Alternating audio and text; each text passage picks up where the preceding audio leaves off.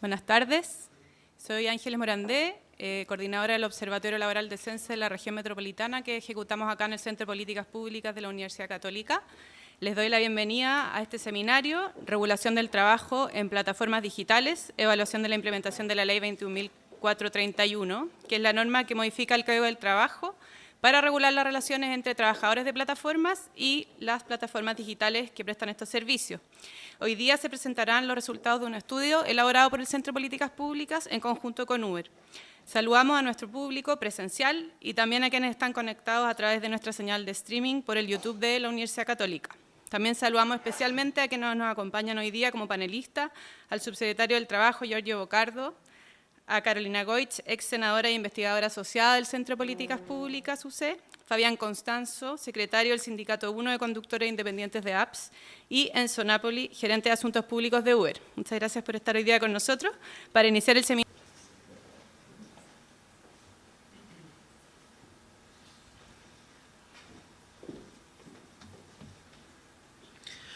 Bueno, buenas tardes a todos y a todas. Muchas gracias por acompañarnos a esta presentación de los resultados de la evaluación de la implementación de la Ley 21.431. Ya yendo directamente a la metodología del estudio, este fue un estudio donde analizamos diversos cambios en materias que son vinculadas a la ley, que eran varias, eran múltiples, y ocupamos tanto aproximación cuantitativa como cualitativa, ¿ya? Realizamos una multiplicidad de encuestas a conductores de Uber y a repartidores de Uber Eats antes de la entrada en vigencia de la ley, la cual entró en vigencia el 1 de septiembre del año 2022, se está cumpliendo un año, y 7 meses después de la entrada en vigencia de ella. Complementamos lo cuantitativo con entrevistas semiestructuradas, hicimos 26 de ellas, con diversos actores. Consultamos a distintas empresas, al sector público, distintas reparticiones del sector público. También tuvimos la visión de los propios trabajadores, conductores y repartidores de Uber y de otras plataformas, y instituciones vinculadas al diseño y análisis de políticas públicas. Entonces recogimos una multiplicidad de visiones y también lo complementamos con análisis de información administrativa de Uber y Uber Eats. En ese sentido, entonces, nos tratamos de hacer confluir tanto lo cuantitativo como con lo cualitativo en los diversos ámbitos de evaluación de la ley, ¿ya? Voy a ir directamente a presentarles las principales conclusiones que obtuvimos del estudio, que van mezclando tanto lo que obtuvimos desde las encuestas, la data administrativa y las entrevistas. En primera instancia, es bastante importante reconocer que el mercado laboral al cual que estamos analizando es un mercado donde, o es un entorno donde la flexibilidad pareciera bastante importante y esta es valorada por quienes participan en este mercado, ¿ya? El promedio de horas de conexión semanal a Uber y Uber Eats entre los conductores y repartidores varió entre 13 a 20 horas, dependiendo de cuándo medimos y a qué grupo medimos, con 12 a 15 días de horas de conexión al mes, perdón, de días de conexión al mes a la plataforma, ¿ya? También lo que visualizamos es que hay una equivalencia de trabajadores que invierten 34 horas semanales o menos a trabajadores que invierten más de este tiempo, ¿ya? Entonces, en ese sentido, hay distintos perfiles de trabajadores trabajando, en este caso en Uber y en Uber Eats, lo que también se refleja bastante bien en este gráfico, que lo que hace es mostrar cuán importante o cuán relevantes son las fuentes de ingresos que provienen de plataformas digitales.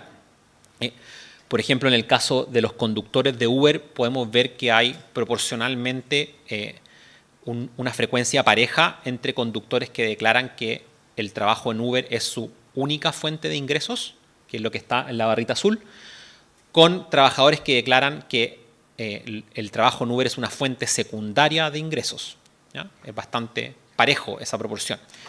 En Uber Eats es un poco más alta la proporción que entre los repartidores que declara que su trabajo como repartidor es su fuente única de ingresos, ¿ya? Pero claramente hay distintos perfiles y eso se relaciona como con esta necesidad de entender de que se requiere cierta flexibilidad.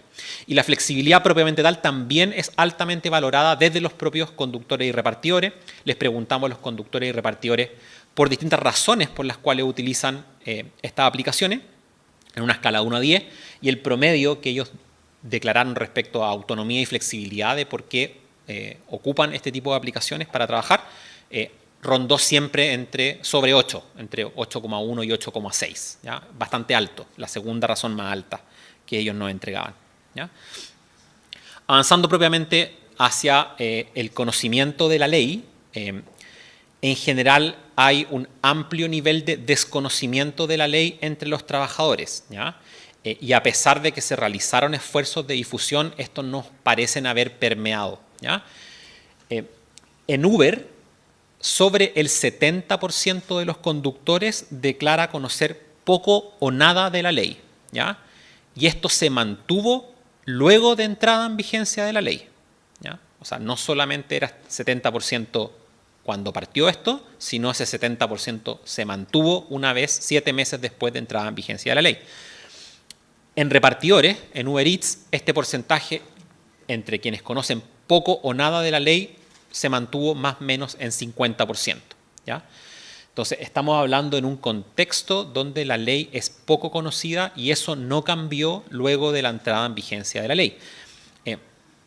En particular, desde lo cualitativo, cuando entrevistábamos a los conductores o repartidores, habían bastantes imprecisiones respecto al alcance de la ley y esta era usualmente confundida con la ley o con las iniciativas que lidera el Ministerio de Transporte, ¿ya? Son temas que desde la perspectiva de los trabajadores parecieran mezclarse o no distinguirse, ¿ya? Se reconocieron que han habido esfuerzos de difusión de distintos emisores a lo largo del tiempo, pero esto no parecen haber tenido mayores efectos porque en la práctica el conocimiento de la ley no cambió en el tiempo. Este desconocimiento, el que medimos no solamente en lo general, sino también en temática específica, es particularmente importante y sensible en un conjunto de temáticas, ¿ya? Aquí queremos destacar el desconocimiento que en general existe en los términos de la relación contractual, en la emisión de boletas de honorarios y la integración a la seguridad social, ¿ya? La seguridad social, de hecho, es uno de los aspectos específicos de la ley donde hay menor conocimiento entre los trabajadores. No solamente consultamos por aspectos generales, sino que también por aspectos puntuales, ¿ya? 41% de los conductores no asocian la retención en su boleta de honorarios a algún beneficio de la seguridad social, 29% en el caso de los repartidores. Y es aún más amplio que esto aquellos trabajadores que no asocian correctamente los beneficios de seguridad social asociados a la retención, ¿ya?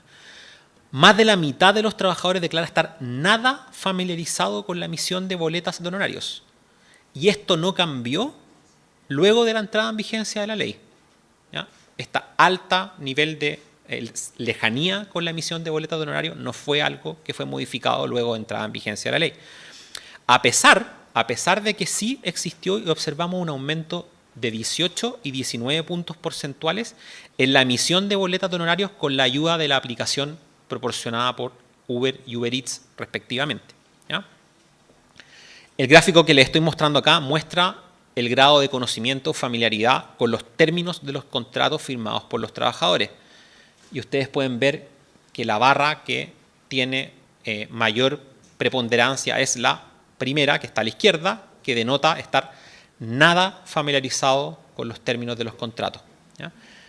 Que alcanza un 39% en el caso de los conductores y un 25% en el caso de los repartidores, ¿ya? En general, sobre todo lo que hemos conversado, hay un fenómeno que predomina. Estas brechas que hemos conversado son siempre más altas entre los conductores respecto a los repartidores. En los repartidores se ve un mayor nivel de receptividad a la ley, ¿ya? Los repartidores declaran tener un mayor conocimiento tanto general como específico de la ley. También en mayor proporción realizan pagos provisionales mensuales, tienen mayor familiaridad con los contenidos de los contratos y con la emisión de boletas de honorarios.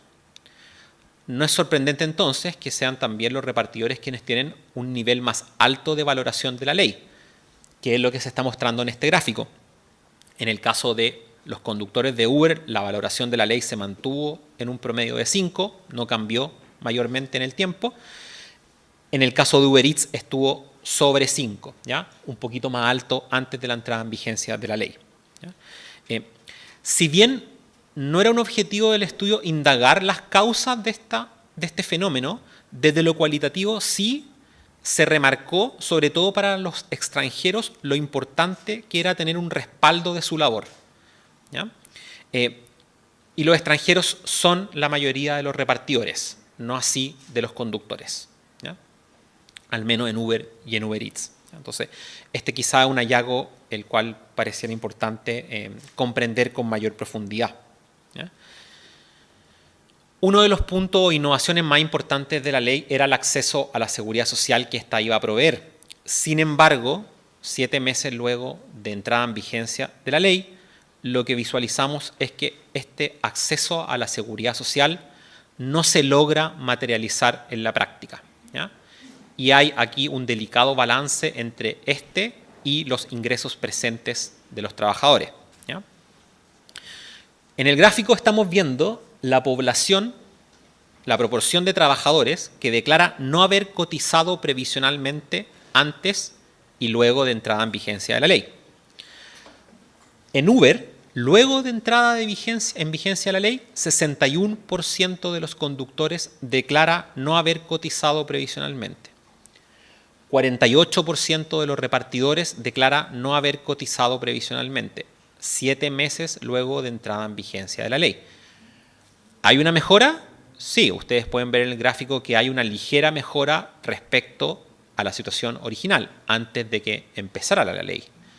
Sin embargo, lo que nosotros esperábamos observar en este gráfico era una drástica caída en la proporción de trabajadores que declaraban no cotizar previsionalmente. Y no observamos eso, ¿ya? Esto es un hallazgo bastante importante del estudio, ¿ya? Una similar situación observamos respecto a los trabajadores que declara acceder a salud como particular o no contar con un seguro de salud. 32% de los conductores y 26% de los repartidores, luego de la entrada en vigencia de la ley, declara acceder a salud como particular. Nuevamente, esto nos lleva a la conversación sobre los mecanismos a través de los cuales se logra acceder a la seguridad social y es particularmente la realización de los pagos provisionales mensuales. 63% de los conductores y 47% de los repartidores declara no realizar los pagos provisionales mensuales en la medición luego de la entrada en vigencia de la ley, ¿ya? La pérdida de los ingresos presentes es un factor muy relevante a considerar. Esto fue muy clave en la conversación cualitativa, ¿ya? Especialmente es percibida negativamente la retención en la boleta de honorarios, ¿ya? Cuando nosotros les consultamos a los conductores y repartidores cuáles son sus principales razones para trabajar en plataformas digitales, lo que puntúa más alto es generar mayores ingresos, ¿ya? Entonces, claramente acá el acceso a la seguridad social tiene que... y, por otro lado, los ingresos presentes entran en cierta manera en un delicado balance. Volviendo a las temáticas de valoración, hay una diferencia de valoración en la ley entre los expertos y los trabajadores. Para esto último, la ley no es tan relevante en lo cotidiano, ¿ya? Cuando nosotros les consultamos a los distintos perfiles que entrevistamos, no a los trabajadores, pero a todo el resto de los perfiles, en general la ley es ampliamente valorada por distintas razones, por distintas perspectivas, ¿ya? Por ejemplo, acá recogemos la perspectiva desde una cuña de representantes de plataformas que dicen que consideramos que la ley es positiva, que da flexibilidad y autonomía a los trabajadores que están en la aplicación. Otros actores entregaron otras razones, igualmente válidas, ¿ya? Cuando consultamos a los trabajadores, ustedes ya vieron los datos o las cifras, pero desde lo discursivo, en general también había bastante menor entusiasmo, predominando la lejanía o la indiferencia respecto a la ley, ¿ya? Esta lejanía es especialmente palpable en algunos ámbitos específicos como los derechos colectivos o la protección social, que son materias que introdujo la regulación, ¿ya? En particular, el foco de preocupación de los trabajadores está bastante más cercano a aspectos como del día a día, de lo cotidiano, particularmente sus ingresos presentes, ¿ya? Son en puntos asociados a esto donde sí observamos algunos cambios antes de la entrada en vigencia de la ley como después. Por ejemplo, hubo una valoración muy positiva de los trabajadores respecto a que a partir de la entrada en vigencia de la ley hay mayor información para ellos antes de aceptar un viaje, ¿ya? Que eso fue algo que la ley introdujo. Eso se plasmó, ya no lo estoy mostrando acá, pero sí se plasmó y sí se valoró positivamente. Y por otro lado, algunos aspectos específicos como la emisión de las boletas de honorario, hubo una disminución de esa apreciación, ¿ya? Entonces, en aspectos que se relacionan con lo cotidiano del día a día de los trabajadores, sí se notaron cambios, ¿ya? Pero en otro primó la indiferencia, ¿ya? También quisimos recoger en una cuña la visión de los trabajadores sobre estos temas que son más sensibles. Por ejemplo, lo que tenemos acá, me carga tener que dar boleta. En realidad, feliz doy una boleta, pero ¿por qué tengo que asumir el 13% yo? ¿Ya? Eso refleja bastante bien como lo que primó desde lo discursivo cuando conversamos con los conductores y repartidores a lo largo del estudio. Cambiando de temática, naturalmente este es un mercado que tiene ciertas dinámicas y particularidades y la ley no logra abordar del todo correctamente desafíos propios de este mercado, como la realidad multi-app, ¿ya? Se estarán preguntando qué es la realidad multi-app. Esto básicamente dice relación con que los trabajadores tienden a utilizar más de una aplicación. De hecho, consultamos cuántas aplicaciones ustedes utilizan y en promedio encontramos que los trabajadores ocupan un poquito más de 2 aplicaciones, ¿ya? Entonces, pero quedemos con el número de que ocupan en promedio 2 aplicaciones, ¿ya? Eso significa Uber y otra más, Uber Eats y otra aplicación más, ¿ya? En promedio. Y la legislación en algunos aspectos no resulta del todo sensible a esta realidad multi-app del mercado laboral, ¿ya? El caso más paradigmático respecto a esto es el que se relaciona con el equipamiento de protección personal, ¿ya? La ley obliga a cada plataforma a entregar equipamiento de protección personal, casco, rodillera, por ejemplo, en el caso de los repartidores, a cada trabajador. Entonces, si un trabajador está en más de una aplicación, recibe un equipamiento de protección personal desde cada aplicación, ¿ya? Y lo que observamos desde la data es que, en primera instancia, los trabajadores ya contaban con equipamiento de protección personal al iniciar la ley, ¿ya?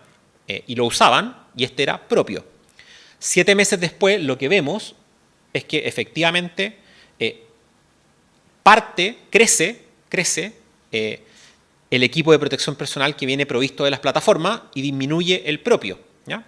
O sea, en ese sentido se ve un efecto de la entrega del equipamiento de protección personal de parte de las plataformas, pero sigue predominando el uso de equipamiento que es propio, ¿ya? Entonces, en ese sentido, en este ámbito en particular, la ley no pareciera estar resolviendo un problema, ¿ya? También emergieron algunos desafíos de esta realidad multi-app en otros ámbitos de la ley, como los seguros y la fiscalización, ¿ya? Otra temática que era de particular preocupación era la desconexión obligatoria. La desconexión obligatoria básicamente dice que luego de 12 horas de estar conectado a la aplicación tiene que desconectar al trabajador, ¿ya? Y lo que se pensaba era que el trabajador iba a cambiarse básicamente a otra aplicación en ese caso. Les consultamos a los trabajadores si se sentían perjudicados por esta medida. Solamente un 20% dijo que se sentía perjudicado por esta medida. Y luego de eso, a quienes se sentían perjudicados les preguntamos si burlarían la norma pasándose a otra aplicación. Y solamente un 13% dijo, entre el 20% dijo que tendría esa conducta, por lo que en este caso el porcentaje que sería perjudicado por esta norma y se cambiaría a otra aplicación luego de 12 horas sería bastante bajo. Para facilitar la implementación de la ley y su fiscalización, se percibe al Estado como un actor clave, pero también se reconocen ciertos desafíos para este, ¿ya? En particular, el Servicio de Impuestos Internos se ve como un actor muy relevante en poder materializar el espíritu de la ley en lo que respecta al acceso a la seguridad social. Por otro lado, la Dirección del Trabajo, que emitió el dictamen durante el estudio de la ley, ha sido objeto de percepciones de distinta naturaleza. Por un lado, positiva, declarando actores que el dictamen que se emitió entrega más certeza. Por otro lado, más crítica, diciendo que quizá no está completamente alineada con el espíritu de la norma. Donde hay bastante más consenso es la relevancia del Estado, a través de la fiscalización, en garantizar la buena salud del mercado de plataforma y el mercado laboral que lo sostiene, en mantener esta idea de la cancha pareja, ¿ya?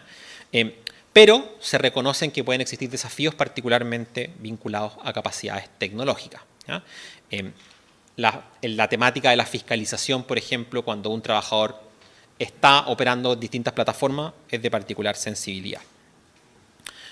Finalmente, la última conclusión refiere a materias de relaciones laborales. Más allá de los cambios en la situación contractual, no se observan mayores modificaciones en las relaciones laborales. El proceso de elaboración y firma de los contratos en general fue algo que fue implementado con bastante eficacia, aunque lo propio relacionado a la temática del vínculo de la relación contractual no pareciera ser algo para los trabajadores de relevancia, de tal relevancia como otras temáticas, ¿ya? Quisimos recoger eso con esta cuña que está aquí. Les voy a ser sincero, llegué hasta la página número 4 porque tiene 16 y después no seguí. Creo que me salió un viaje o algo así, ¿ya? O sea, no pareciera el contrato ser algo particularmente como, del mismo nivel de relevancia que el viaje del momento que hay que realizar, ¿ya? En otro ámbito de las relaciones laborales que medimos, uso de canales de comunicación, la participación en sindicatos o grupos organizados, la valoración de la empresa por parte del trabajador, no observamos mayores cambios. Medimos antes y medimos después y no hubieron mayores cambios, ¿ya? Avanzo ya hacia las recomendaciones del estudio, agrupadas en 3 grandes ejes. En primera instancia, incrementar los esfuerzos de difusión. Acá hay una responsabilidad compartida tanto desde el Estado como desde las plataformas, ¿ya? Particularmente entre los conductores, que son quienes tienen las mayores brechas de desconocimiento respecto a la ley. Y una sugerencia que pudiera realizarse es tratar de vincular la ley con lo cotidiano, ¿ya? Temas como los seguros de bienes personales o la seguridad social, que ya podrían haber operado en algunos casos. Podría ser interesante vincular casos concretos de cómo eso ha operado, que se puedan conectar como con la realidad de los trabajadores. Un segundo eje, necesitamos todavía realizar mejoras vinculadas al acceso a la seguridad social. Aquí estamos al debe, tanto en diseño como en implementación. Particularmente parece importante modificar la estructura de incentivos que hoy día existe. Los incentivos del Estado con lo de los trabajadores, con lo de la empresa, no están todavía del todo alineados. Tenemos que generar algún mecanismo que permita aumentar el acceso a la seguridad social en los trabajadores. Cuidando el impacto en sus ingresos, ya que es una materia especialmente sensible para ellos. Finalmente, y con esto concluyo, generar una mesa de trabajo Estado, plataformas y trabajadores para seguir adecuando procesos e instrumentos. Estamos en un contexto de innovación tecnológica que claramente abre nuevas preguntas. Tenemos este desafío propio del mercado de la realidad multi-app y es un mercado particularmente con varias preguntas, con varios desafíos que el diálogo tripartito debiera ser capaz de procesar de una mejor manera. Muchas gracias a todos por acompañarnos hoy día. Espero que los resultados hayan sido de interés para todos y bueno, los invitamos ahora al panel que viene.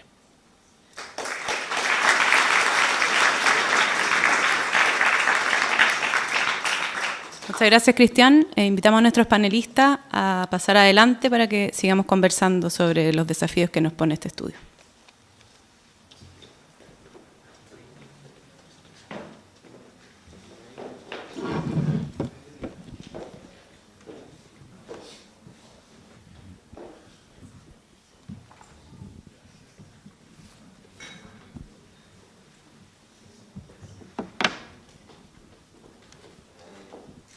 Muy bien, se escucha, ¿sí? Gracias por acompañarnos hoy día. Voy a hacer una pregunta general para los 4. La idea es que cada uno tenga unos 3 minutitos para poder comentar los resultados generales del estudio, principalmente comentando, si es posible, cómo ven ustedes los avances que ha traído la implementación de esta ley y también qué desafíos nos trae para seguir avanzando. Subsecretario. Bien, bueno, primero que todo, muy buenas tardes. Agradecer la invitación, bueno, también a los panelistas de poder estar discutiendo de una ley que nos tocó prácticamente recién asumidos el gobierno tener que empezar a implementar. Y yo, para algunas impresiones iniciales de este proceso, el primero, bueno, reconocer el valor de este estudio, ya que justamente estamos ya entrando a septiembre de este año, donde se cumple el primer año de la ley, por lo tanto esto va a ser un insumo muy relevante para una obligación legal que tenemos, que, bueno, la ex senadora lo sabe, que muchas veces quedan en las leyes, que el Consejo Superior Laboral, que es el órgano tripartito que tenemos en el gobierno para juntar a dialogar empleadores, trabajadores y el gobierno, tenemos que evaluar esta ley para saber cómo está funcionando. Y por lo tanto estamos en ese proceso, y este estudio, por supuesto, del Centro de Políticas Públicas de la UC va a ser fundamental. Dicho eso, yo al menos creo que hay tres elementos con los cuales me gustaría partir la conversación el día de hoy. Primero, que hubo un esfuerzo institucional del Estado y del Gobierno por avanzar en tres líneas de formalización y regulación de la industria. El primero, que tiene que ver con el trabajo que se hizo con impuestos internos, y por lo tanto que las empresas se situaran en Chile, que se insertaran en el sistema impositivo del país. El segundo, que es laboral, que es el que nos compete a nosotros, y el tercero, que es el de más corta data, que es el que regula todo lo que tiene que ver sectorialmente con transporte. Eran tres desafíos necesarios, fundamentales, los tres fueron fruto de un amplio debate público, y por lo tanto hoy día estamos viendo cómo eso se ajusta de buena manera. En segundo lugar, y aquí me gustaría recalcar algunos desafíos que tenemos en el estudio, que tienen que ver, por un lado, con la formalización del mundo laboral, independiente de la fórmula dependiente o independiente, que a veces se tomó buena parte de los debates, eso a nuestro juicio ya quedó resuelto con el dictamen de la Dirección del Trabajo. Sin embargo, tenemos aspectos relativos a seguridad y salud en el trabajo, formalización, pago de impuestos, que lamentablemente todavía tenemos brechas importantes que resolver. En ese contexto también nos parece que uno de los elementos que arroja este estudio tiene que ver con distinguir entre cómo los trabajadores se organizan, valoran y van dando lugar a estas nuevas formas de trabajo, de aspectos relativos al acceso a la seguridad y salud en el trabajo, que, con independiente de la fórmula laboral que hayan adoptado, son un mínimo denominador común que tenemos que alcanzar. Creo que hay un desafío, y quizás ahí yo esto lo voy a decir así, ¿no? Yo creo que también esto está dando lugar a una organización del sector, tanto a nivel de la industria como a nivel de los trabajadores. Piensen que hace 3, 4 años atrás ni el gremio ni los sindicatos de los sectores existían propiamente tal, por lo tanto también hay aquí un entendernos en actores que no tenían cultura de relacionarse con, por ejemplo, el Ministerio del Trabajo. Yo creo que nosotros en su momento tuvimos un espacio de diálogo tripartito que avanzó en ciertas cuestiones básicas de la implementación. Bueno, después pasamos a un paréntesis donde los actores tomaron algunas definiciones respecto a los dictámenes, pero yo sí creo que una de las cosas que arroja este estudio es que sin diálogo tripartito la posibilidad de implementar de buena manera esta ley no va a ser posible. Por lo tanto, una de las conclusiones que arroja este estudio no solamente la tomaría, sino que más bien aprovecho aquí también de hacer una invitación a los actores de la industria y a los trabajadores a que todos los aspectos relativos a seguridad y salud en el trabajo, que aquí tenemos un pendiente importante, que tiene que ver con la dificultad que hoy día tenemos con el cumplimiento de las normas de seguridad y salud en el trabajo, las capacidades de capacitación y fiscalización que hoy día podemos hacer a través de nuestros órganos, y tercero, la necesidad de formalizar al sector. Creo que este estudio arroja insumos claves, y en un aspecto que me parece también que hace una distinción sobre la cual tenemos que trabajar. Por el lado de los conductores, pareciera que todavía más bien prima una cultura del conductor de transporte que tiene una data en Chile, y que en general, tanto en la época previa a plataformas como ahora, no tiene una cultura de formalización. Eso es algo histórico en el país, por lo tanto avanzar en formalización en el sector de conductores no va a ser fácil. Hay que decirlo también, tenemos algunos actores que hoy día ni siquiera han ingresado a la regulación laboral, en términos impositivos, en términos laborales y en términos de transporte. Y creemos que ahí también, como Estado, tenemos que hacer un trabajo para que la industria compita en condiciones sin competencia desleal. Creo que eso también son problemas que vamos a tener que resolver. Pero por el lado de la formalización, si no logramos que los trabajadores se formalicen, tenemos enormes dificultades para que accedan a las normas de seguridad y salud en el trabajo. Y creo que ese mínimo, que implica ley de accidentes laborales, ley contra enfermedades del trabajo, o aspectos tan básicos como cotización y salud, para nosotros son un mínimo sobre el cual nos tenemos que poner a trabajar, y creo que el hecho de que este estudio también arroje que los conductores de plataformas, los riders, tengan un poco mayor de participación en este modelo, da cuenta también que es un actor que quizás requiere de una cobertura que hoy día no tenían. Finalmente, creo que aquí también tenemos una tarea pendiente que no es propia del sector, que tiene que ver con materias de seguridad y con materias de migración y de regularización, que creo que también van a ser fundamentales para que podamos ir avanzando en un elemento que es común y que el estudio es muy claro. Formalizar, insertarse en la seguridad y salud en el trabajo y lograr que las condiciones de trabajo, salud y seguridad sean un desde para el conjunto de los actores y que no simplemente los actores que quizás hoy día han sido más proactivos en la aplicación del sistema puedan llevarlo adelante. Después, en otra ronda, quizás me gustaría comentar un poquito más sobre qué acciones concretas estamos llevando adelante como ministerio y que creo que coinciden también con lo que aquí en el estudio nos arrojó. Perfecto, gracias, subsecretario. Carolina, ¿cómo ves tú los resultados generales del estudio? Gracias. Yo voy a partir declarando mi absoluto conflicto de interés, en el buen sentido, ¿no? con este estudio, participando ahora, y de verdad que es un privilegio poder seguir, después de 16 años en la Comisión de Trabajo y viendo los cambios en términos de nuestras distintas reformas y legislaciones, siendo parte de esas discusiones. Y esta fue la última ley que nosotros aprobamos en la legislatura pasada. Y me tocó presidir la comisión, ser parte de una mesa en que participaron varios de ustedes y ver ahora cómo se implementa y poder seguirlo además con la rigurosidad que aporta, ¿no es cierto?, el Centro de Políticas Públicas, acá en la universidad, con la disposición de una empresa que yo igual lo valoro, de decir, oye, mírennos externamente y poner los datos también en una discusión abierta, porque entendemos que aquí hay algo de lo que tenemos que hacernos cargo. Entonces, de verdad creo que eso es un privilegio y mi primera reflexión tiene que ver con cómo nos hacemos cargo del ciclo de la política pública, como siempre nos ha enseñado acá el director del centro, no solamente hasta que termina, en este caso, la aprobación de la ley. Lo decía el subsecretario, nosotros cada vez más incorporamos al Consejo Superior Laboral, porque lo creamos en la reforma laboral en su momento, para que sirviera, para que sus recomendaciones fueran incorporadas por los parlamentarios, porque entendíamos que empezábamos a regular temas difíciles de abordar, en lo estático que suele ser una ley, y que por lo tanto tenía que ir viendo en la práctica cómo funcionaba y se requerían ajustes, y cómo no en este tema, ¿no? Si lo que nosotros hicimos yo creo que es poner un ladrillo básico en algo que no solamente tiene que ver con las empresas de plataforma, sino con cambios en la dinámica del trabajo y en las formas del trabajo.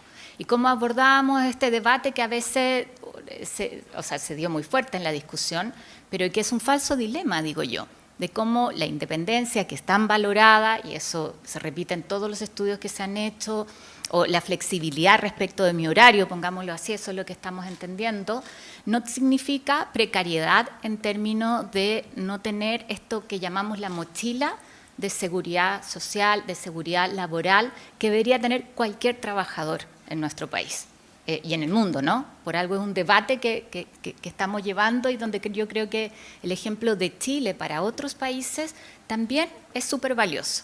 Y creo que lo supimos resolver en un acuerdo donde sabíamos que teníamos problemas. Lo conversamos varias veces durante la realización del estudio, ¿no es cierto?, con el equipo. Claro, esto de que se pongan de acuerdo con los elementos de protección personal y son varias plataformas, pero bueno, la ley no puede llegar a ese nivel de detalle. Imagínense si así lo determinara. Y lo que dijimos, bueno, tendrán que ser aquí las empresas que se pongan de acuerdo y busquen la mejor forma, ¿no? Hay varias cosas donde explícitamente dijimos no podemos encontrar nosotros una solución, sino que veamos cómo en la práctica esto se da.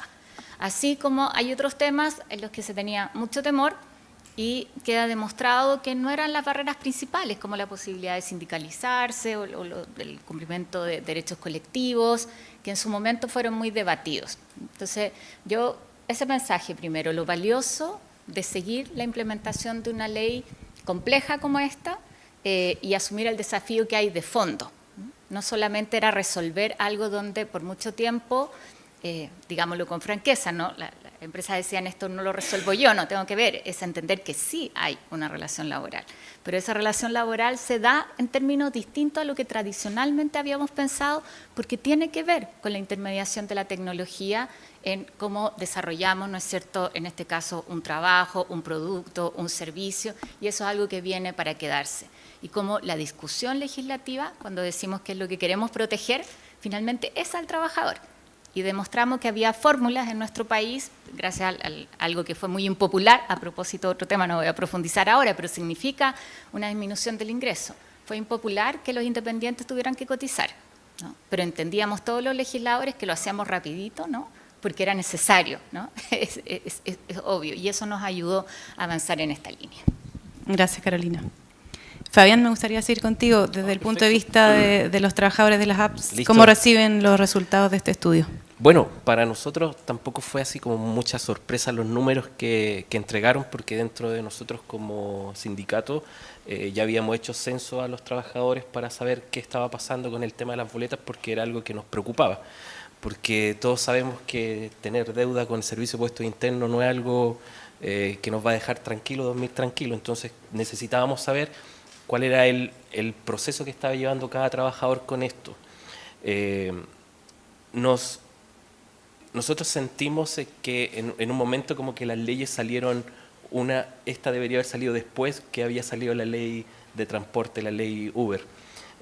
Creo que hubiera tenido una mejor puesta en marcha, siendo ya trabajadores que podían trabajar de manera normal en las calles sin tener que ser fiscalizados y quitado su auto y todo eso. ¿Por qué? Porque eso ha sido una de las excusas más fuertes del por qué no pago yo las boletas de honorario. Entonces, creo que los números podrían haber sido mucho más altos, la cantidad de gente que no paga boletas de los conductores. Creemos que hay una tarea pendiente del servicio de puestos internos fuerte también, porque cuando hemos recurrido a solicitar información al servicio de puestos internos de cuáles son, ejemplo, una pregunta muy, muy sencilla, ¿cuál es mi ganancia real de un viaje? Que uno lo puede desglosar porque tengo costos asociados en ese viaje, lo que se queda a la aplicación, lo que yo pago de combustible, el mantenimiento de mi vehículo y todo eso. Entonces, ¿cuál es mi ganancia? Tengo que pagar el TAC también, que está incluido dentro de uno de esos viajes. Entonces, todo eso recurría a decir, ¿pago mi ganancia total de lo que simplemente dice final? ¿O yo tengo que...? Y el servicio de puestos internos no tenía las respuestas para darnos. Entonces, a la larga hemos ido nosotros también trabajando en poder que se materialice la misma ley, en poder cumplir el pago de estas obligaciones. Y también valoramos el tema de poder integrarnos en el tema de la seguridad social. Eso yo creo que nadie no lo puede dejar de valorar. El poder estar imponiendo para nuestras pensiones, estar teniendo salud y todo eso, es algo que no lo podemos negar y tampoco dejar y decir esto no es para nosotros. Sí sentimos de que tenemos diferencias en una ley donde están involucrados los deliveries y estamos nosotros. Creo que somos actores diferentes, trabajamos de maneras diferentes y hubiera sido bueno haber estado como mayormente individualizado en la ley y haber trabajado sin necesidad de haber estado como involucrados con ellos, en el buen sentido de la palabra. Entonces, creo que eso hubiera llevado también a que nos podamos entender, como decía el subsecretario, en el tema del diálogo y entender cuáles son nuestras posiciones y por qué hemos llegado a trabajar en esto. Yo creo que es súper importante eso de conocer la realidad de nuestro trabajo. Y es un trabajo nuevo. Prácticamente las personas tenemos los smartphones hace 16 años. Y este trabajo que aparece con Uber, y Didi, Cabify y todas las aplicaciones es un servicio que se ha ido instaurando en nosotros de manera prácticamente fija, y el trabajo que nosotros desarrollamos también es un trabajo nuevo. No es un trabajo, ¿cómo se llama?, apadronado, normal, que uno dice, no, si hay una relación laboral. Sí, tenemos una relación laboral, pero una relación laboral distinta. Y yo creo que cuando todos los actores nos pongamos de acuerdo y asumamos eso de que es una relación laboral, pero es diferente a las relaciones laborales que habitualmente conocemos en el campo laboral, yo creo que también vamos a mejorar mucho esa parte, y el conductor va a terminar también contento, porque va a asumir de que las autoridades tienen ¿cómo se llama?, la preocupación. Porque yo creo que el formalizarnos es una preocupación, porque estar informal, tal como decía Carolina delante, me decía, ¿y qué pasa cuando se te enferme alguien? ¿Cómo vas a llevar a tu hijo al hospital? Es entendible. Y tenemos nosotros una gran... la estadística nosotros dice que el 67% de los conductores tiene este trabajo como fuente única de ingreso. Entonces estamos hablando de que hay familias detrás de ellos y que requieren atención de salud, sea pública, sea privada, lo mismo, pero requieren. Entonces para nosotros también es importante estar como formalizados, pero también es importante para nosotros el mantener nuestra forma de trabajo, porque ya algunos llevan 6, 7 años trabajando en esto, y hay un acomodo de este trabajo para la persona, para el conductor y su familia. Entonces, bueno, los números no nos sorprendían como mucho, pero sí nos encantó de que estuviéramos considerados dentro del estudio, para saber bien también y tener como mayor fortaleza a lo que nosotros habíamos hecho como sindicato. Gracias, Fabián. Enzo, ¿cómo ven ustedes los avances y los desafíos que trae la implementación de esta ley desde Uber? Bueno, primero, gracias por la instancia de poder estar acá discutiendo precisamente un tema que ya lleva un año de implementación. Gracias a la universidad también por el interés académico de precisamente traer una ley que es nueva, que requiere, digamos, empezar a analizarla en el debido tiempo. Gracias a su secretario también por participar en esta instancia. Creo que tomo el punto. Efectivamente, el diálogo es algo que nos va a permitir, digamos, ir mirando esta ley y viendo cómo en el tiempo se va adaptando. Y bueno, Fabián, gracias también por participar acá. Para nosotros, valoramos mucho el trabajo que se levantó respecto a la data, pero también viene a confirmar muchas cosas que nosotros como Uber veníamos viendo desde el inicio del debate legislativo, digamos, a lo largo de todo el desarrollo de la aplicación, que es lo que los propios, digamos, repartidores y conductores valoran, que es la flexibilidad y la independencia de, como bien decía Cristiana en la presentación, la generación de ingresos. Creo que eso es algo que nosotros veíamos que estaba y que los datos nos muestran que es así. O sea, los conductores y repartidores lo valoran. Pero también rescato lo que ustedes mismos plantean, tanto la ex senadora como el propio subsecretario, que es precisamente que la atención respecto a si son o no son, o lo mismo que decías tú, Fabián, son o no son trabajadores, la ley ya lo resuelve. O sea, la ley consagra, digamos, dos modelos, tanto el trabajador tradicional o el trabajador independiente con beneficio. Trae la seguridad social digamos, a estos trabajadores, y para nosotros eso es fundamental. Destaco también el hecho de que Chile en esto ha sido pionero. No podemos olvidarnos de un tema que muchas veces se habla cuando uno estudia política pública, de que Chile a veces es como un faro de política pública que permea en otros países de la región. El debate que tuvo Chile, que se dio en el Congreso, que fue valorado transversalmente a la hora de votar esta ley, se está dando en otros países. Brasil tiene un debate en esta misma línea que inició recientemente. En Colombia este tema también se está instalando. En México la situación, digamos, también va en esa línea. O sea, es un tema que hoy día es parte de la realidad.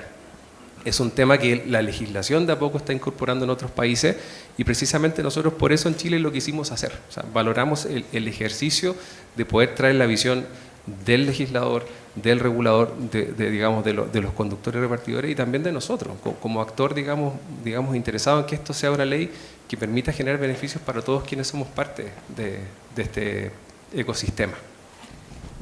Gracias, Enzo. Ahora sí podemos hacer una segunda ronda de preguntas más específicas. Subsecretario, considerando los desafíos que trae la implementación de esta ley, ¿no es cierto?, para el Estado, son la misma que decía el estudio, ¿no es cierto?, hay algunos trabajadores que están empleados en más de una plataforma, hay diferentes desafíos en términos de la protección social, ¿no es cierto?, que se está tratando de impulsar, ¿verdad?, de los pagos previsionales, de otras áreas de la protección laboral también, que en un sentido más tradicional también requieren de cierta atención, pero acá es todo un sistema nuevo, ¿no es cierto?, las plataformas digitales son nuevas formas de trabajar. Entonces, no sé si quieres comentar cómo lo ven ustedes y en qué también han estado avanzando en materia de fiscalización y las otras cosas que nos querías comentar. Bien. Bueno, igual a mí, igual que a Carolina, me ha tocado estar en varios momentos de esta ley. Me tocó participar del debate público, también me tocó investigar al sector. He sido más de 10 años académico, investigador del mundo del trabajo y mis posiciones además están escritas, son públicas. ¿Y por qué lo señalo? Porque hoy día estamos en un momento de implementación de una ley que está aprobada y por lo tanto el fondo, y creo que esto es bien importante de señalar, el fondo del diálogo social, y como bien lo decía Carolina, es que hay muchos aspectos de las leyes laborales, y nosotros tenemos un código del trabajo muy extenso, en buena medida porque a veces se intenta que a través de un articulado muy detallista se resuelvan problemas que son propios del diálogo social de los actores organizados. Y por lo tanto para nosotros el cumplimiento de un año de la ley que nos obliga a evaluarla no es solamente hacer este estudio, recoger estos insumos, construir un marco de recomendaciones de política públicas, sino que es, a propósito de esta ley, promover un proceso de diálogo que, claro, uno siempre se imagina de que esto va a terminar inmediatamente modificaciones legales. Cuando el punto fundamental es que los actores se organicen, veamos dónde están los nudos, las brechas, y en torno a ese proceso de diálogo social, que al menos como Ministerio del Trabajo tiene que ser tripartito, tenemos que lograr sentar a los actores más representativos de los trabajadores, de los empleadores y el gobierno, podamos ir justamente avanzando en ir reduciendo esa brecha. Eso es para nosotros lo central y por lo tanto por eso es que colocamos el centro del diálogo social. Sabemos que tenemos, y en esto, a mí que me toca interactuar con 20, 30 sectores productivos específicamente dentro, que es general de las condiciones de trabajo y que es específico de cada sector, se dan muchos sectores productivos. Y en ese contexto para nosotros una primera brecha que hay que reducir y hay que resolver es el problema impositivo, el problema de la boleta de honorarios. Sabemos que es la mayoritaria, esa es la forma mayoritaria que el sector se ha organizado y por lo tanto eso implica no solamente asegurarnos que se cotice para que después cuando haya un accidente laboral, cuando tengan que acceder a la salud, estén en el sistema público, sino que también de que eso nos genere una deuda impositiva, que se acumule en el tiempo. Eso va a ser un problema. Y por lo tanto, ¿cómo lo resolvemos? Buscando una fórmula consensuada entre los actores para resolverlo. Eso creo que es una primera clave. Hay un segundo problema que nos parece central que tiene que ver con fortalecer las materias de seguridad y salud del trabajo en un contexto que el país y como ministerio estamos actualizando la política de seguridad y salud en el trabajo, porque eso implica acciones más afirmativas de las mutuales en capacitación. Nosotros hoy día, por ejemplo, hacemos muchas capacitaciones, pero las hacemos, por decirlo así, a pedido. Organizaciones sindicales nos piden hacer charlas, algunas empresas nos han pedido hacer charlas. Pero si nosotros tenemos una política más activa en materia de política de seguridad y salud del trabajo, podemos, por ejemplo, empezar a levantar líneas base de estudios sobre cuáles son las enfermedades laborales más típicas de este tipo de trabajadores. Y probablemente vamos a encontrar que hay diferencia entre los riders y los conductores. Pero para eso tenemos que, más que pedir que el Código del Trabajo siga abriendo espacios, diferencias, es que tenemos que avanzar en cuestiones que además tenemos la ventaja que no necesariamente dependen de leyes. Hoy día en el Congreso, créanme, todos los lunes, martes y miércoles que le dedico a eso, no es fácil avanzar en leyes. Pero en materia de seguridad y salud en el trabajo podemos avanzar a partir de los servicios relacionados al respecto. Y en ese sentido tenemos que avanzar no solamente en asegurarnos que tengan sus cascos, sus rodilleras, que estén los seguros asociados en regla, sino que sobre todo en que empezamos a ir construyendo una línea de decir, bueno, propongamos estos 2 o 3 puntos en materia de seguridad y salud en el trabajo y tenemos a nosotros por lo menos 2 años para avanzar en eso. Y en materia de fiscalización, efectivamente, nosotros estamos en 2 procesos. Uno que es más pedagógico, educativo, que implica tanto a los actores sindicales como de la industria seguir especificando cuáles son los alcances de la norma, cómo podemos ir reduciendo brechas de cumplimiento. Y la segunda que tiene que ver con materia de fiscalización, porque así como hay empresas y trabajadores que están cumpliendo la norma, y así nos parece, y eso es bueno, y hay que destacarlo cuando eso ocurre, hay en otros casos que sabemos que están fuera de norma también. Y por lo tanto ahí tenemos que avanzar en que la propia Dirección del Trabajo, algunos planes de fiscalización que estamos trabajando, pueda empezar a desplegarse. Pero volviendo al punto de inicio, y esto por experiencia que hemos acumulado en el Ministerio, es que cuando se alcanzan acuerdos entre los actores, las políticas avanzan mucho más rápido. Y por lo tanto la invitación, y aprovechando esta tribuna, aprovechando la posibilidad de estar, la evaluación de la ley no simplemente tiene que ser un checklist de lo que se cumple y no se cumple, inmediatamente pensar, bueno, entonces ahora vamos a una nueva reforma, puede que eso salga de evaluación, pero el centro es que veamos esto como una oportunidad para poder avanzar a través del diálogo social y al menos durante este 2024 empezar a reducir brechas que sabemos que existen, donde en muchos casos existen problemas de aplicación práctica de la ley, y en otros voluntad de construir acuerdos. Y si, por ejemplo, a partir de ese proceso de diálogo social podemos ir construyendo algunos acuerdos en el sector, creo que eso en general va a ser bueno para la industria, va a ser bueno para los trabajadores y en general va a ser bueno para el país. Entonces, al menos nosotros estamos trabajando en esas líneas. Para nosotros, y esto también para ser bien transparente, era muy importante poder cerrar el capítulo de el dictamen de la Dirección del Trabajo. No podíamos hacer ambas cosas a la vez, y en eso también fuimos súper transparentes con todos los actores, pero creo que estamos en un súper buen pie para iniciar ese proceso de diálogo social y justamente a través de las brechas que este estudio nos arroja, poder ir reduciéndolas y que al menos los elementos mínimos que la ley hoy día nos está exigiendo podamos lograr que se cumplan. Gracias. Carolina, y en el proceso legislativo de discusión del proyecto de ley antes de que se pudiera publicar, ¿cuáles fueron esos nudos críticos que tú algo comentaste en tu intervención anterior, que podríamos hoy día reflexionar un poco luego de un año de entrada en vigencia de la ley? Si todavía están presentes, si tú ves caminos para irlos resolviendo o si algunos finalmente no fueron tan críticos, no sé, ¿qué quieres comentar de ese proceso? Bueno, yo creo que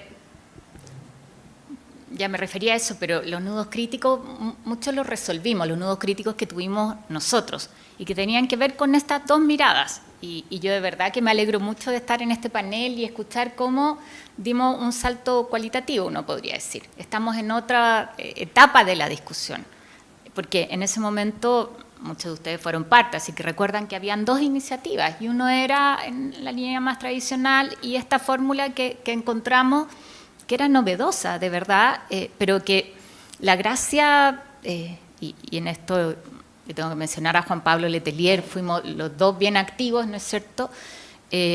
Lo que queríamos garantizar era un piso de seguridad social para todos, ¿no? Y de seguridad laboral. Y encontramos una forma práctica para hacerlo, ¿no? Entonces, un poco la discusión se daba como pasa muchas veces en el Parlamento, y a veces sin el total conocimiento de lo que hay detrás de una afirmación, ¿no? Uno dice esta política a veces de la cuña o en corto, donde unos están a favor de los trabajadores, otros no. Entonces, salir de esa lógica como de oposición, ¿no es cierto?, o de polarización, que es muy propia, y ustedes han visto cómo está el ambiente en el Parlamento, ¿no? A decir, no, acá hay otro tema del cual tenemos que hacernos cargo. Yo creo que poder dar ese paso no fue fácil, y además están las discusiones entre iniciativas que venían de la Cámara, que venían del Senado, y yo creo que ahí hay un desafío para la política, y por eso esto es un muy buen ejemplo, ¿no? Oye, el Parlamento es un lugar maravilloso para hacernos cargo de los procesos que tenemos en nuestro país y de generar leyes que pueden ser muy virtuosas, ¿no? Hoy día uno podría discutir porque aquí le planteo a ambos, una de mis frustraciones fue que no había aumentado la barrita del conocimiento de la ley o de la incorporación en la seguridad social, o sea, no hay mayores cotizaciones. Créanme que ahí, habiendo sido parte de la discusión, uno hubiera esperado que eso saltara. ¿Tiene que ver con un mal diseño de la ley?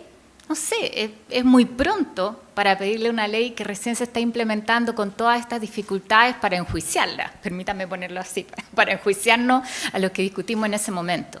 Y me encanta porque era parte del objetivo que había detrás, lo que dice el subsecretario, de que, oye, los actores júntense y vean cómo se resuelvan. Y ojalá la menor cantidad de cosas sean una discusión legislativa, efectivamente. Que la ley del marco y que además las distintas instancias y a quienes les corresponde la fiscalización u otras normas puedan extremar lo que más puedan para ir resolviendo las cosas prácticas cuando hay acuerdo. Eso es parte de lo que busca una ley, ¿no? Una ley lo que hace es que nos raya el camino. Yo siempre lo digo, no resuelve los problemas, sino que establece las prioridades, cómo las entendemos, y creo que eso sí está puesto en esta ley. En términos de ese cambio, de lo que queremos proteger. Y lo resolvimos en algunos casos como se resuelven las cosas en democracia, ¿no?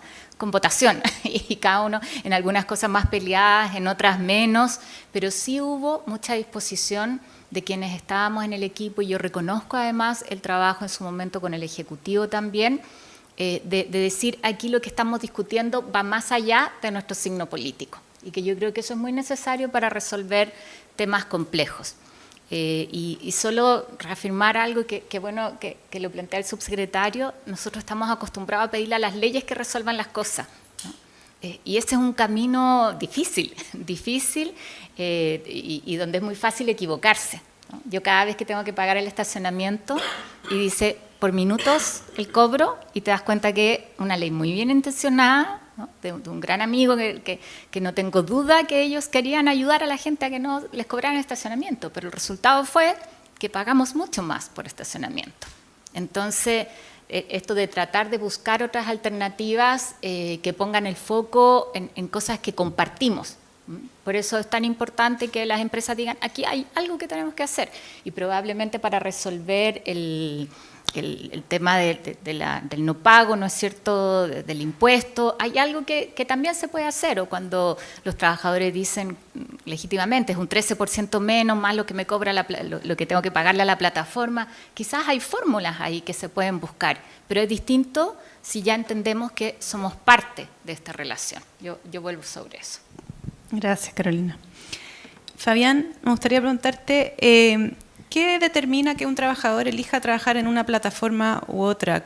¿Qué consideraciones hay? Vimos en el estudio, ¿no es cierto?, que a pesar de que los trabajadores trabajan más tiempo en una sola plataforma, igual en promedio trabajan en dos. Y también, ¿cómo la implementación de esta ley ha influido, o tú crees que puede influir en esa decisión? ¿A qué plataforma me voy a trabajar? Bueno, yo creo que en el caso de elegir una plataforma, sea la marca que sea, los trabajadores primero lo que buscan es la independencia y de poder generar recursos rápidamente cuando llegan a este tipo de trabajo, porque la mayoría llegan cuando quedan cesantes y no pueden encontrar de manera inmediata un trabajo en el área que estaban ellos desarrollándose. Entonces es la rapidez, donde no tengo que pasar por una entrevista de trabajo, enviar un currículum, ¿sí? Simplemente subo los papeles de mi vehículo y me pongo a trabajar al rato que la aplicación me apruebe. Y no tengo, no se me ve mermado mis ganancias y sigo generando y hasta esperar encontrar un empleo nuevo. En este proceso de seguro muchos trabajadores se dan cuenta que podían ganar un poco más de lo que estaban haciendo anteriormente y deciden quedarse. Y aparte de eso, de seguro valoran el tema de la independencia en me conecto cuando quiero, ¿cómo se llama? Acepto los viajes que yo quiero, me quedo en mi comuna si es que yo quiero, no me tengo que ir lejos. Entonces existe como esa dinámica de decir, tengo reunión de apoderados, voy, me desconecto, puedo ir a buscar a mi hijo al colegio. Justamente hablaba yo con Miguel, presidente de SINCAP, ayer, el tema de que como sociedad vemos también el tema de el machismo un poco en este tipo de trabajo, porque muchos conductores empezamos a hacernos cargos de nuestros hijos, mientras nuestras esposas también trabajan. Porque yo puedo salir a trabajar en las mañanas después de dejar a mi hija en el liceo y yo me quedo conectado hasta que mi esposa se tiene que ir al trabajo y después yo voy a buscar a mi hijo y empiezo a cumplir otras funciones. Y esto me lo permite esta libertad que me va generando. Entonces, muchos conductores también lo hacen de esa manera. Tengo también un colega, que permitan contarles cómo es esa historia de él. Él es profesional, trabaja en el área de informática, él está a cargo como de servidores muy grandes, y él tiene una hija de situación especial. Y él gana muy buen sueldo, y aún así todos sus recursos se van a su hija porque su hija está prostrada en cama. Entonces necesita muchos gastos. Su esposa no puede trabajar porque tiene que ver a su hija todo el rato. Él termina de trabajar el día viernes y él se conecta a trabajar y se queda conectado toda la noche. Y después va a su casa. Y después sale el día sábado y todos los ratos que puede trata de generar recursos más para su familia. Y él es un trabajador mixto que tiene su empleo fijo y también trata de complementar renta con este trabajo. Entonces, hemos visto nosotros que la mayoría de los conductores eligen la plataforma por el tema de la libertad y de que generan recursos y de que no tienen que tener a alguien diciéndole, jefe, déme permiso para ir a ver a mi hijo que baila hoy día cueca. No, simplemente van, se desconectó y va, lleva a su hijo a la casa, lo deja donde su mamá y sigue trabajando. O esperó que llegara su esposa a la casa y salió a trabajar. Entonces nos da una libertad, y seguimos generando ingresos para la familia y aún así a veces, en algunos casos, mayores que estando apadronados. Entonces, ¿y habría algún efecto de la ley en esa decisión después de este año de implementación? En el tema de las decisiones para entrar a las plataformas, yo creo que de momento todavía nada. Porque así como veíamos en el estudio que hay mucho desconocimiento de los conductores acerca de la ley, obviamente que los conductores nuevos que están ingresando o que quieran trabajar, menos saben que hay una ley. Incluso hasta el día de hoy ustedes pueden entrar a las redes sociales y ven gente, me conecté ayer a trabajar a Uber recién, no saben todavía de la ley, no saben de la ley laboral, no saben de la ley de transporte, no saben lo que se les viene, no saben que solamente van a poder trabajar este ratito si es que no se ponen al día. Entonces, yo creo que de momento no. Y también sí creo que los trabajadores, a medida que se van informando y van entendiendo un poco el tema de la ley laboral y que hay beneficios detrás de esto, lo van aceptando de mejor manera. Nosotros como rubro sí estamos complicados. Entonces, no sé, como el subsecretario dice que él está contento con el tema del dictamen, que ya como que nosotros no, ¿cachai? Entonces nosotros queremos nuestra independencia y entendemos también las situaciones y creemos que hay que conversarlo, creemos que nosotros tenemos que exponer más allá las cosas que nos pasan a nosotros como trabajadores. Necesitamos que nos entiendan, que las aplicaciones también nos entiendan, porque también tenemos muchas diferencias con las aplicaciones y estamos en constantes conversaciones, con todos los actores que podemos, a medida de que vamos tratando según nuestras prioridades como trabajadores hoy. Porque le contaba también a Carolina adelante de que nosotros como trabajadores tuvimos que decidir a qué le poníamos más importancia ahora, si era la ley laboral o si era la ley Uber.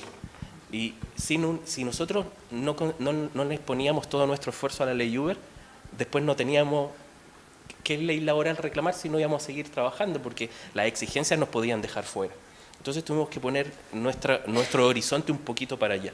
Pero claro que nos importa el tema de la ley laboral y yo creo que en un futuro, siendo que después todas las leyes ya puedan cuajar y trabajar bien, yo creo que esto es muy bueno, porque si comparamos a nuestros colegas taxistas, que no están considerados como en la parte social, obviamente para ellos en algunos momentos debe ser fome el no tener prestaciones de salud, a no ser que se las paguen ellos de manera voluntaria.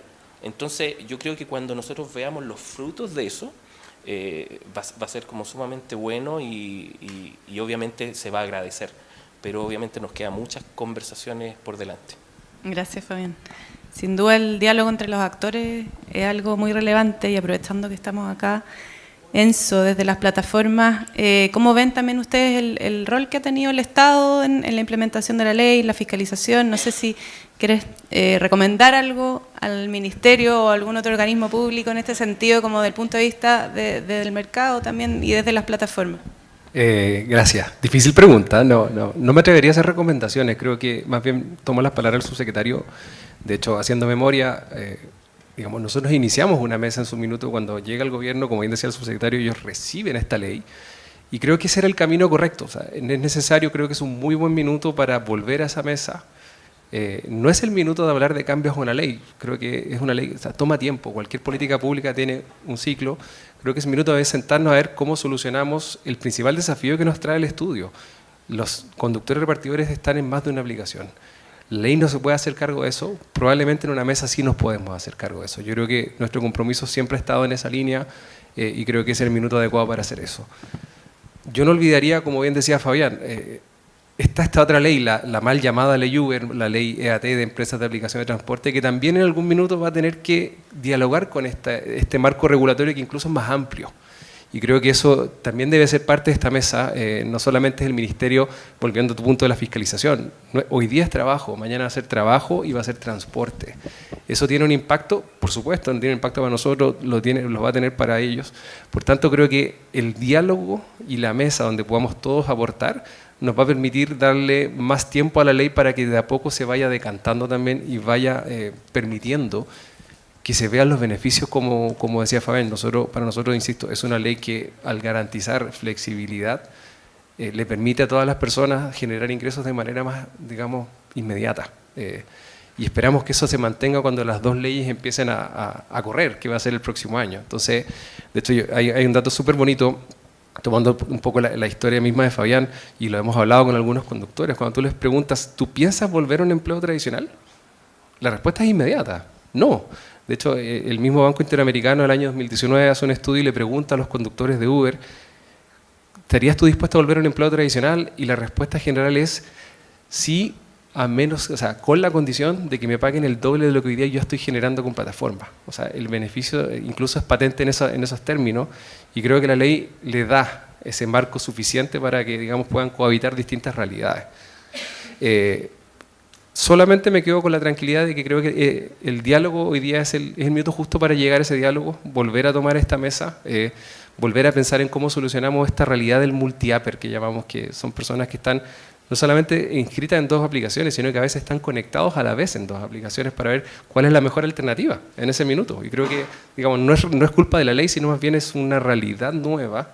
Hablamos de industria nueva, es bien curioso, y voy a tomar las palabras del director, no estoy haciendo publicidad encubierta. Uber lleva en Chile casi 10 años, o sea, es una realidad. La innovación avanzó más rápido, pero la regulación se está poniendo al día. Y creo que lo bonito de este ejercicio es que la regulación está reconociendo la realidad, y la realidad también se está adaptando a la regulación. Un mundo no está tratando de imponerle su visión al otro. Entonces creo que es bueno que nos demos un tiempo para que esta ley funcione, nos sentemos en la mesa, busquemos soluciones a problemas bien contingentes e inmediatos, y veamos de a poco cómo ese proceso va funcionando. Gracias. Bueno, ya nos quedan muy poquitos minutos para ir cerrando el seminario. No sé, su secretario, si quiere cerrar con algo, responder a alguno de los panelistas, o alguien tiene algún minutito para cerrar. ¿Sí? Sí, lo primero, bueno, nosotros vuelvo a plantearlo, estamos en un proceso de evaluación de la ley, como la propia ley nos mandata, por lo tanto, adelantarse a qué sale de esa evaluación me parece que no es el timing. Yo cuando decía que para nosotros el hecho de que ya se haya cerrado el capítulo dictamen de la Dirección del Trabajo, independiente de la evaluación que se haga de ellos, cierra un proceso que era parte del proceso de implementación. Siempre que hay una nueva ley hay que emitir un dictamen. Y creo que hay una cosa que es muy importante de transmitir, que es que nosotros como gobierno, bueno, como Estado en general, cuando uno habla de derechos laborales y procesos de laboralización, siempre hay ciertos mínimos que exceden a cualquier industria, y eso creo que es bien importante señalar. Por ejemplo, uno dice, bueno, ¿por qué este límite de las 12 horas? No es solamente por ponerle un tope a la libertad de trabajo que tiene cada persona, porque primero hay razones de seguridad y salud del trabajo que protegen a esa persona. Los organismos internacionales han concluido cuáles son los máximos de trabajo para no poner a una persona en riesgo. Y claro, efectivamente uno entiende cuando se producen algunas mayores regulaciones, pero también hay que recordar que cuando uno transporta pasajeros o cuando uno transporta carga y la transporta para la ciudad, no cumplir mínimas condiciones de seguridad y salud del trabajo pone en riesgo también a otras personas. Y por lo tanto, esas libertades que puede entregar determinada modelo de relaciones laborales no pueden ir en contra de ese tipo de derechos. Y eso siempre, cuando estamos ante un nuevo actor que se empieza a laboralizar, requiere de un proceso de diálogo, de ir explicando, ir valorando, porque hay ciertos derechos, más allá de la especificidad, siempre hay derechos laborales generales, y que no tienen que ver solamente con la libertad individual de cada una de las personas de adaptarse a cada una de las formas que más le parezca, sino de que porque también hay ciertos generales que como Estado uno tiene que garantizar. Y creo que eso es súper importante señalar, porque de lo contrario, la laboralización no es solamente tener contratos, estar en regla, sino que también tiene que ver con disminuir riesgos. Y en un contexto, por ejemplo, que como país, después de un largo proceso de discusión, logramos acordar como país que había que reducir la jornada laboral de trabajo por una serie de beneficios sociales, laborales, de productividad, de calidad de vida. Bueno, las nuevas industrias que se van insertando en el mundo laboral también tienen que irse ajustando a ello. Y creo que eso es bien importante. No necesariamente nos vamos a poner de acuerdo en la primera conversación. Yo eso no lo veo como problemático. Es legítimo, estamos en una democracia, tener diferencias permanentemente. Pero sí lo que nos importa, y sobre todo en un momento en que la accidentabilidad laboral en el país ha vuelto a aumentar, tenemos niveles de fatalidad no menores, es un sector donde los accidentes laborales tienen un riesgo de fatalidad importante, siempre la posibilidad de trabajar más horas, de obtener una justa remuneración, tiene que conversar con estos requerimientos que son fundamentales, y bueno, y por eso existen las normas, por eso existe el Código del Trabajo, por eso hay política de seguridad y salud en el trabajo, que justamente ayudan a que ese tipo de situaciones no se puedan eliminar completamente, pero sí la disminución de los riesgos creemos que es un elemento central. Así que yo, por lo menos, agradecer el estudio, creo que estos van a ser insumos muy, muy relevantes para la discusión, el debate, la evaluación de esta ley, y vuelvo a insistir en este llamado tripartito, donde podamos sentar a todos los actores sindicales y de la industria para poder ir resolviendo estas brechas y poder ir alcanzando mejores condiciones laborales para un sector que va a seguir desplegándose y que requerimos justamente de asegurarle las condiciones de trabajo decente. Muchas gracias. Yo desde el centro me tomo la libertad de tratar de representar aquí al equipo y creo que quedan muchas preguntas, ¿no? Y temas donde nos gustaría seguir indagando. Estoy pensando en los trabajadores migrantes, donde hay una proporción importante y las diferencias que hay respecto de los chilenos, incluso los incentivos a formalizar y a cumplir ahí, o cómo es esta una vía que permita integrar en el buen sentido, ¿no? El mundo de las mujeres, nos quedamos también con muchas preguntas ahí y que parece súper interesante en esto de la conciliación de vida laboral y familiar, que me encanta el testimonio que nos entrega Fabián, pero qué particularidades hay ahí y cómo las empresas también, la normativa se hacen cargo de eso. Hay temas con los desafíos de la capacitación, o sea, cuáles son las competencias que debería tener un trabajador de plataformas y cómo lo alineamos con los mecanismos que tenemos hoy día de certificación y de ir entregándote también las habilidades para eso. Creo que hay mucho que queda sobre la mesa y eso desde nuestro propósito más académico creo que es súper interesante y por lo menos transmitir lo contentos que estamos de ser parte de esto. Lo segundo es que yo quiero reafirmar el desafío para lo público, ¿no? Aquí estoy pensando sobre todo en el Ejecutivo y de lo intersectorial. La ley Uber laboral y la ley Uber de transporte se presentaron más o menos juntas, ¿no? Y claro, uno tiene su corazón en el tema laboral, pero nosotros creíamos que tratábamos de resolver el mismo problema, probablemente, ¿ya? Pero claramente el alcance de una aproximación en el tema transporte y la aproximación en una modificación y el reconocimiento en el Código del Trabajo son distintos, ¿no? Y decíamos acá, lo importante es cómo avanzamos en proteger a los trabajadores y trabajadoras, más que el puesto de trabajo, eso que es tan gráfico del cambio que estamos haciendo. Pero vivimos constantemente esto de que habían normas que chocaban, que muchas veces el que iba de asesor no sabía cómo se estaba discutiendo en la otra comisión, estoy desclasificando los archivos, ¿no? Pero creo que eso es algo que no debería pasar, ¿no? Y es una tendencia por la estructura y nuestra historia del Estado, esto no tiene que ver con un gobierno u otro, a que cada ministerio pone su foco, ¿no es cierto?, mira con sus lentes. Y aquí hay un ejemplo donde efectivamente hay que mirar ambas normas juntas, ¿no? Y exigirle de alguna manera a los tomadores de decisiones también hacerse cargo de ambas discusiones, ¿no? Creo que aquí hay un ejemplo que uno puede mirar y hay un desafío ahí no solo en el trabajo tripartito, sino también transporte y Ministerio del Trabajo, de hacerse cargo de eso. Todos con buenas intenciones, ¿no? Pero creo que hay una responsabilidad desde lo público de asumir esa mirada.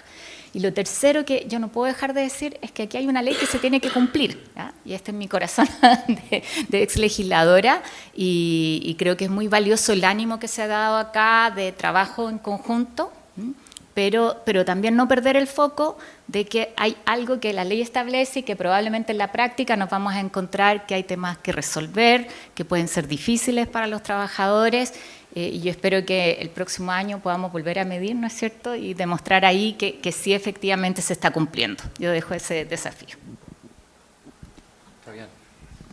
Bueno, yo agradecerles por habernos invitado y considerado a nosotros, a los trabajadores.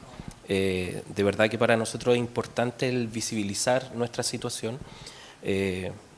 Nosotros como SINCAP llevamos recién, este mes estamos de aniversario, cumplimos un año como sindicato, desde que salió la ley laboral que nosotros nos conformamos, salió la ley y nos conformamos. Y obviamente nosotros nos sentimos contentos de ayudar y de proteger de cierta manera los intereses de los trabajadores y de expresar lo que los trabajadores han ido sintiendo con la aparición de estas leyes.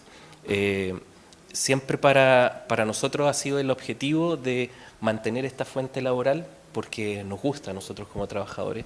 Yo creo que somos un rubro que los que están insertados en esto, cuando ustedes hablan con los conductores o piden un Uber, yo sé que ustedes les preguntan y no lo hacen de manera desanimada, ni porque están obligados, ni nada de esto. Les gusta el rubro de trabajar en aplicaciones. Entonces, nosotros nos sentimos contentos que nos consideren. También nos preocupa el tema de los datos del mismo estudio que se hizo ahora, porque obviamente queremos proteger los intereses de nuestros colegas y saber que están haciendo las cosas bien. Nosotros también somos parte del entregar información a ellos y de hacerles entender la importancia de qué es lo que es cumplir la ley también y de la importancia del tema de tener seguridad social. Entonces, agradecidos. Simplemente nosotros como conductores agradecerles que nos hagan partícipe de esto y de que conozcan un poco de la realidad de nosotros y también empaticen con nosotros en algunos momentos cuando tengamos que conversar y exponer algunas situaciones. Eso es, gracias. Bueno, en honor al tiempo, doy ideas muy generales y voy a volver a un comentario que hacía Carolina que me quedó dando vuelta y lo conecto porque creo que indefectiblemente cuando estén estas dos regulaciones andando van a tener que hablar. Carolina dejaba una pregunta respecto a las competencias que necesitamos para las trabajadoras de plataforma. La ley AT, yo creo que Fabián acá coincide conmigo, va a exigir licencia profesional. Y la pregunta del millón que uno se hace es, la licencia profesional hoy día te exige, por ejemplo, hacer más de 150 horas, de las cuales la mitad son mecánica. Y uno se pregunta legítimamente, ¿necesitamos que el conductor en este caso tenga más capacitación en materias de atención a clientes? Por ejemplo, qué sé yo, si un pasajero tiene un problema de salud, o más bien la mecánica. O sea, quizás la competencia, ¿es necesaria la licencia? Claro, la ley lo va a pedir, pero de repente la manera en cómo uno diseña esas cosas tiene que actualizarse a la realidad. O sea, es necesaria la licencia, claro, pero pensemos maneras. Las competencias de los trabajadores de plataformas es completamente nueva respecto a la regulación en este tipo de cosas. Eso como ejemplo. Y segundo, vuelvo a destacar, y el estudio lo recoge, la realidad de las mujeres.